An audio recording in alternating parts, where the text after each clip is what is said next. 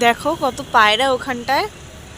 আর আমরা এখন বেরিয়ে পড়েছি, যাব।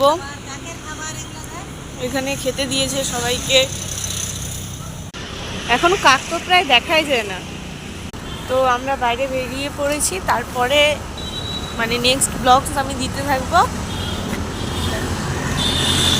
গাড়িতে ওঠার পর আবার আমি ভিডিওটা কন্টিনিউ করছি।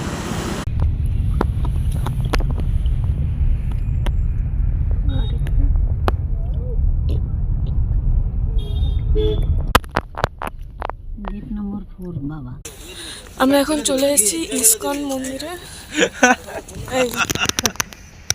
তোরা আমার মোবাইলে তো কাজ করে না, তোদের চলে এসেছি লোটাস পার্কে, সরি লোটাস টেম্পলে। এই দেখো